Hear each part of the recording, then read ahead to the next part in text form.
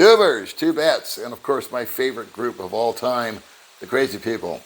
I get inundated at times, and I know other folks do too, with questions about the Philippines, either in person from people that live here already, people that just arrived and are brand new to town, or people that are coming into the Philippines.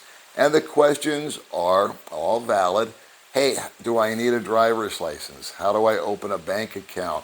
Where do I go to get an apartment? How much should I pay for this? I won't kill you with examples. You get the idea. They are either here, there, or on their way.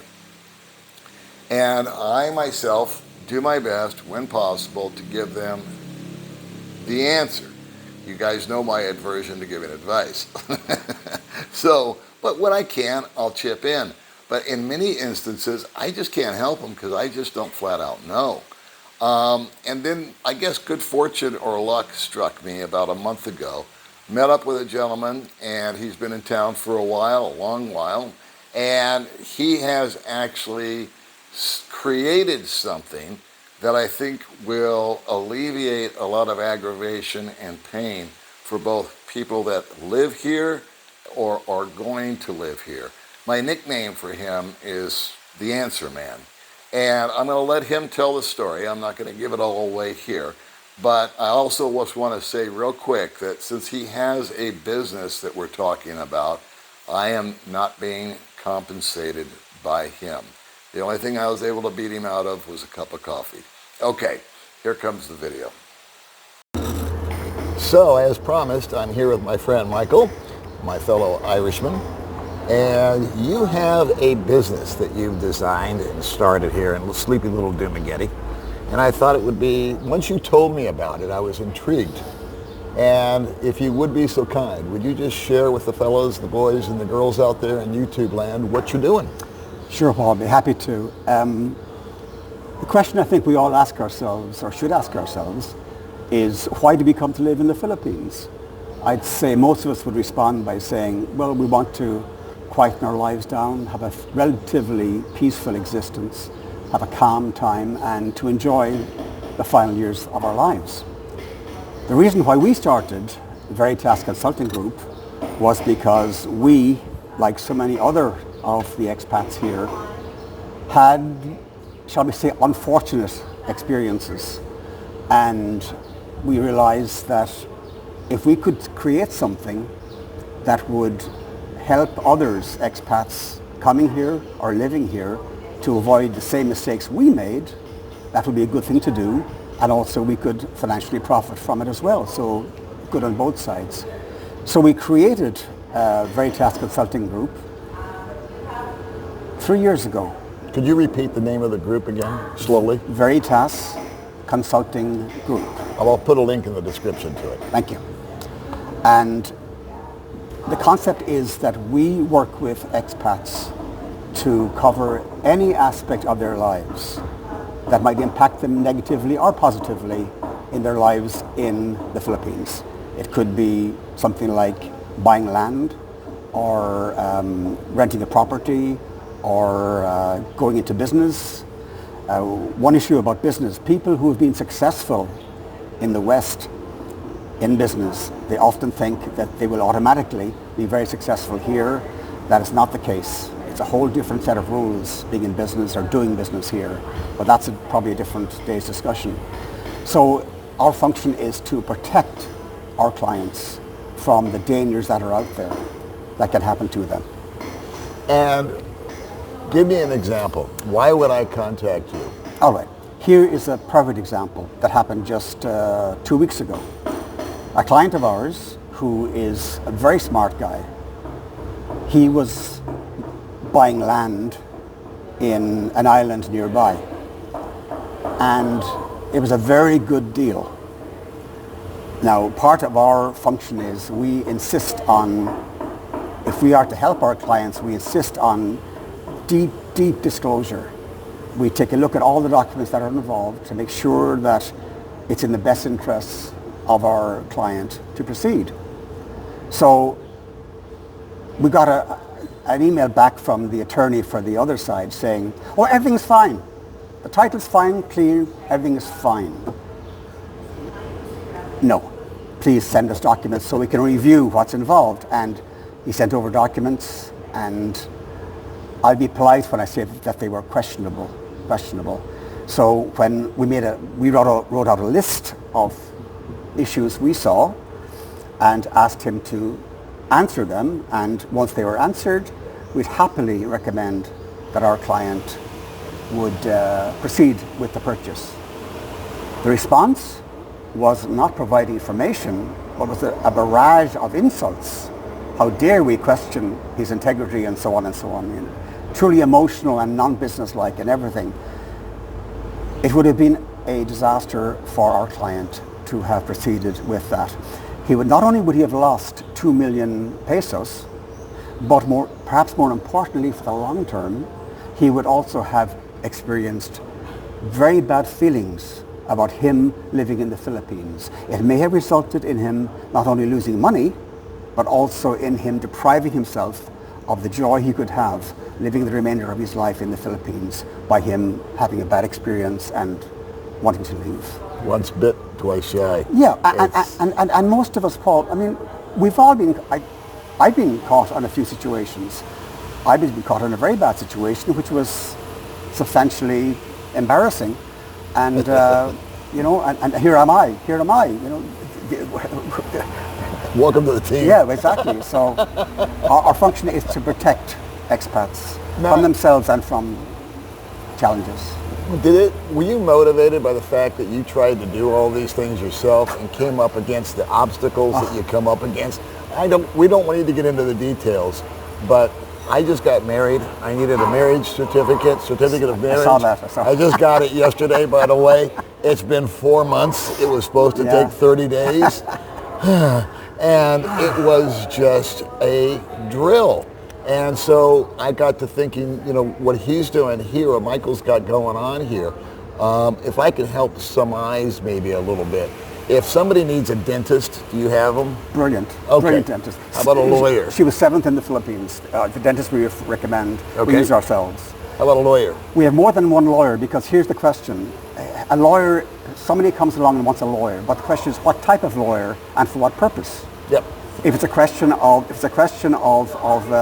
buying real estate, then we have one lawyer, two actually, who are good for that.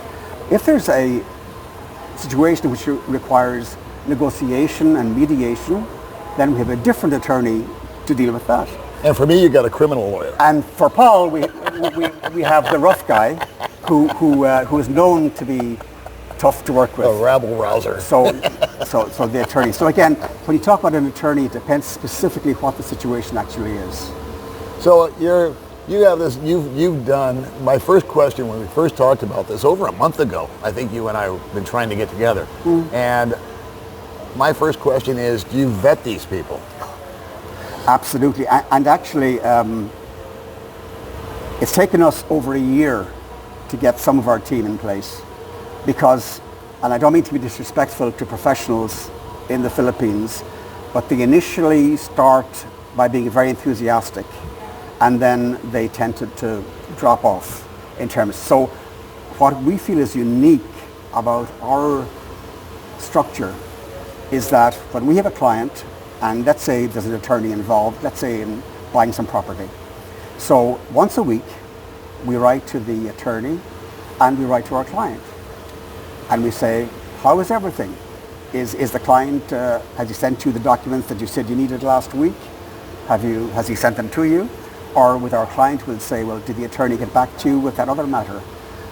What this does is twofold. It helps both parties, our client and the attorney, know that we're watching what's going on. It creates expectations on both parties to perform. While it's not perfect, it's a good way to, and also the people who provide services for us, because we provide a lot of business for them, they want to be good to our clients generally. It doesn't mean the service will always be perfect, but they will give more attention to our clients than they would from somebody who comes in off the streets or a casual once-off situation. The way I read that is acting as a liaison or a middleman, whatever the title you Yep. want to put to that, is that there will be pain no matter what. If you're building a house, for example, there's going to be pain. You lessen that by quite a degree because I am a novice. I don't know the first thing about construction. I'm trying to build this house. I'm trying to buy this land. I don't know what questions to ask. I don't know if I can trust my attorney or not. I don't know if I've gone to the right attorney. I don't even know I know a guy that bought a house and never went to an attorney, never had it surveyed, and bought the wrong piece of land. Okay, that is a true story. I had that conversation. I believe with this you. poor guy. I believe and you. He just, but he was funny about it. He's like, I got money. I don't care. Anyway, he cares. He cares. Yeah, he cares. yeah, he but cares. it didn't kill him. You know, we're really flatten some people.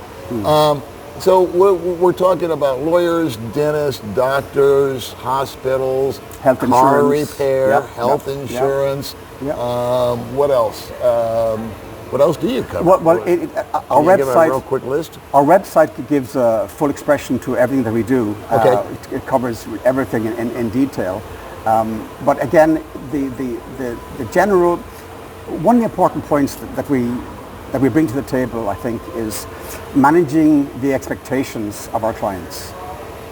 That's it seems simplistic, managing expectations, but it's really important. When somebody comes here to the Philippines, coming from the West, from North America or from Europe, we're used to a certain level of standard from professional services and all services. So one of perhaps of the most valuable things we bring to the table is preparing our clients we manage their expectations by saying, now look, if this person says that the accountant, for example, because if there's a business, compliance is a very important issue and that has to be taken care of. If the accountant or something says that he or she will have the information for you by the 12th, that is not necessarily going to be the case. If you get it by the 25th, you're doing well. So again, that's a very important element because it helps manage to lower the frustration that newcomers understandably feel when they come here and they can't understand. So it's the old notion of under-promise, over-deliver? Under-promise and deliver as best we can. Okay. Over-deliver was an overstatement. Yeah, I think that's been a little bit too optimistic. Sorry. Too optimistic. But thanks for the thought. I'll try to dumb it down. Thanks for the thought. So, okay, I'm going to hire you, Mike. Well, how much is this going to cost me? Here's the, and again, another important point that I think is valuable for our clients. There's only one fee that is involved in if you hire us, Paul. That's $50. $50 to sign the contract. After that, we get paid a percentage of the fees that are charged by the professionals that you work with. So it's their standard fees. It's not put up because it's foreigner's price. So they don't bump it? They do not. Darn well better not. No, they don't. Okay. You know? And we actually have lists of their basic fees before we even talk to them. Fair enough. So we can monitor that. So there's no extra cost whatsoever to our clients. And the joy of that, of course, is that they're getting a service for putting out only $50. We saved $2 million. Sorry, 2 million pesos. Pesos, yeah. From our client recently. We saved him. He put out $50. We saved him 2 million pesos. And the reason why we have that, we don't care really about the $50 or the 2,500 pesos. We don't care about that, but it does give us a clear example.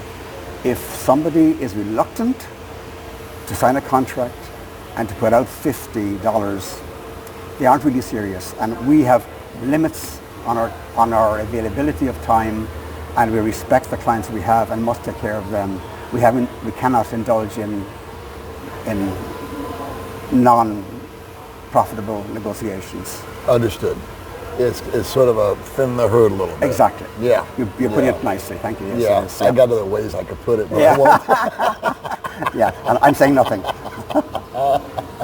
Okay, so I can go to your website and snoop around, which Yeah. I'll put a link to. Okay?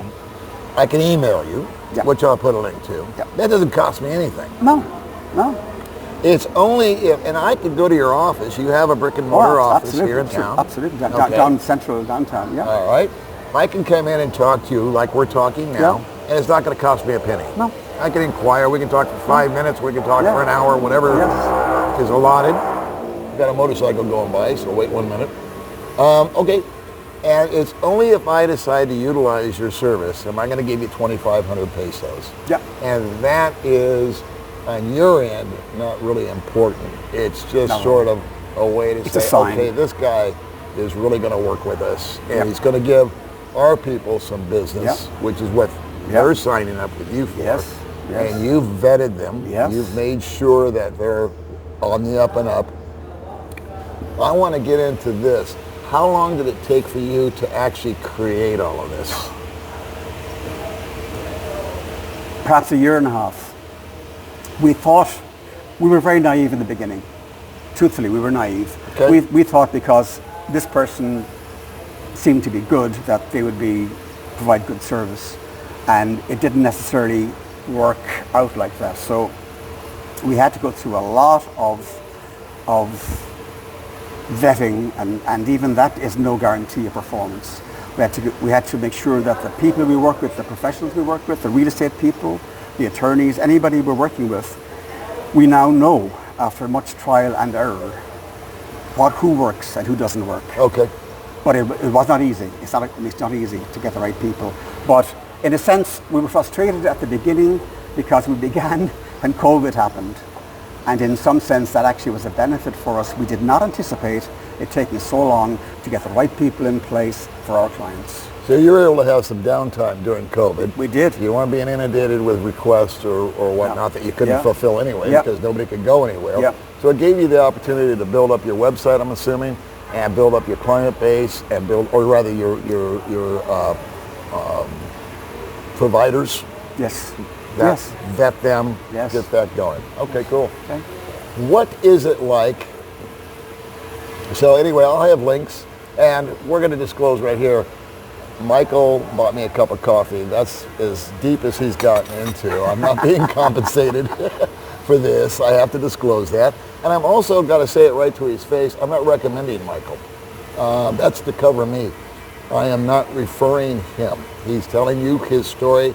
It's up to you, boys and girls, to come to the conclusion as to whether or not you think he's credible or if he could be of service to you. I've learned my lesson on referring people. Whenever something goes sideways, they come back to me, and all I was doing was trying to, help out. So, anyway, that being said, what would you say to a guy that's coming over here, and he's going to be on a tourist visa, like most are, he wants to start a business. He says, you know what, I got a great restaurant back there at home. I'm going to come over to the Philippines, and I'm going to start a business. And he doesn't use your service. But what is he going to face? What's that going to be like? What he's going to face, probably, based upon experiences we've had and people have told us, he'll first have to find out that he cannot own the business himself unless he forms a corporation, and he can own a maximum of 40% of the business. And then there's a very dicey element about other directors owning parts, because I don't like using the word dummy shareholders, but that was the expression that was used. That had been prevalent for quite some time. The SEC in Manila is now coming down hard on that. So there has to be a firm relationship, a genuine relationship in terms of a corporation. But he arrives along here, and he's been successful in America or in Europe, whatever, in Canada. Yeah. He automatically, understandably, thinks that he's going to be successful here. That is not necessarily the case at all. Things are done very differently here. Once he gets somebody to, let's say, get a sole proprietorship, his girlfriend perhaps, to get a sole proprietorship, there are 17 different government departments. 17, 17, that he has to go to before, she has to go to before getting the business license. Just for grins, can you give me an approximate timeline of having all 17 done? Well, it could be a few months. It could be a few months. If it was all done in 4 months, that would be a happy day. However, technically, he's not supposed to proceed. However, if he has the process in motion, generally speaking, they look the other way if he's building, providing employment and so on for the restaurant. Okay. Generally. And here's one of the big problems. Foreigners come in to the business department and they say, I was told I'd have this on Wednesday. Yeah. And they smile sweetly at him and say, yes, sir, but sorry, it'll be next week. And the file disappears into the zone that nothing's ever found again. That's right. So part of our success has been we always have local people in front of local people. We never present our faces at all. I didn't know that. Very important. That's brilliant. It's simple, but it's very wise. That is brilliant. And then there's no fear and they have relationships with these people. They know them. They know their families. La-di-da-di-da. They occasionally bring them for lunch, little sweeteners and stuff like that. And it's people to people.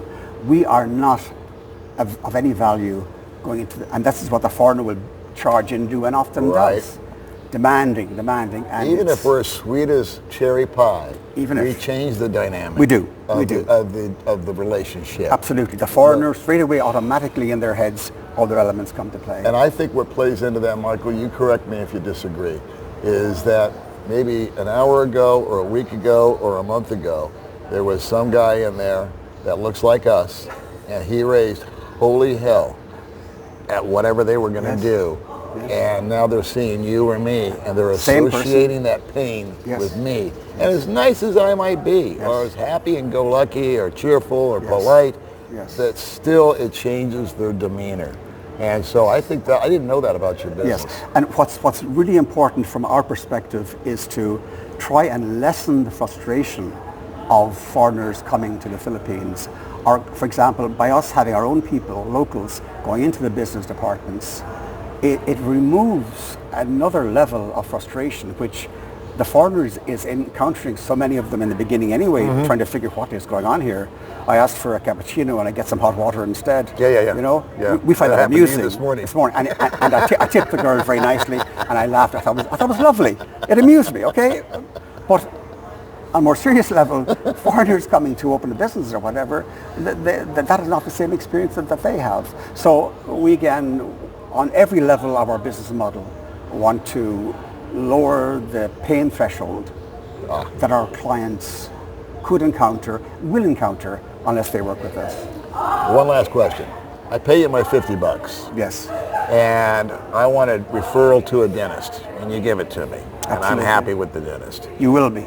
Does my membership or whatever my $50 just bought me, does that ever expire? No. So what I'm saying is I go to the dentist and then 2 months later I call you up and I go, hey man, I need to buy a car. And, or I need to rent a new apartment. And you'll help me with that. Absolutely. And now I want to buy a house, or I need to go to some land, or rah. So it's ongoing. That's the one-shot thing. 2,500 is just to kind of make sure you're serious and we understand one another here. And then after that, I can avail myself of your services or not. And we love you. If you choose to come back to us and ask about the car, ask about renting, then if you come back to maybe buy a house, well, we're very happy to hear from you because it costs you nothing. This is the beauty of this model. It costs you nothing. And yet we can direct you in the right direction where you'll be safe. And we get paid from the proceeds that the real estate person gets. Could I add one thing? Add 5 things. Well, I don't have 5 to offer. Okay. But this one, I'm really happy to be able to confirm that in about 4 weeks' time, we will be formally confirmed as agents with the Philippine Retirement Authority. So we'll be able to help. We have a division set up now, solely working with, we'll be working with visas for expats. Oh, cool. Yeah. And price, there's a lot of competition, people doing good work, but we are designed to be very cost effective for expats. So you'll give old JRC a run for their money. I'm not saying anything. He's a very good guy, and he has a very good company. I'm going to go see him later. I am. I got my passport right in my pocket. he's a good example of a successful Philippine business. Yes. Yeah. All right. Well, I've got nothing left. I thought hopefully this has been informative for you guys. I think if you're been here for 6 years or 5 years or any length of time, and you've never pulled the trigger, or you've always wondered where can I go, and referrals are always the best. Yeah. So people will ask me, hey Paul, what dentist do you recommend, or where can I get a good hamburger, or do you know of any apartments? And I tell them what I can, but I don't have those connections like you've managed to supply. And so I think that working with you would definitely be great for someone that's lived here for a while and is going to pull the trigger. And it would also really benefit a guy that's got 24 hours under his belt and he's trying to figure out, where do I go to get an apartment? Absolutely. How the hell do I buy a motorbike? Where is it? I mean, the questions that you have as a new person. Should I buy a motorbike or should I not? Should I buy a motorbike? What kind should I buy? Yes. How much should I pay? I mean, these are all questions that I had walking in. Yep. And how do I get a driver's license? Can I open a bank account? Oh my God, I get inundated with guys asking me these questions, and I'm not an expert. I mean, all I ever tell them is what I went through, and that was 5 years ago, so it's not even up-to-date information. So anyway, Michael, I want to thank you for coming on the channel. I hope you guys find a benefit to this. I'm going to put links to Mike's webpage and his email so that you can contact him directly. And we'll see you in the next video. Okay. Anything left? That's it. That's it? Okay, well, Mike said it. That's it. We'll see you next time. Thank you.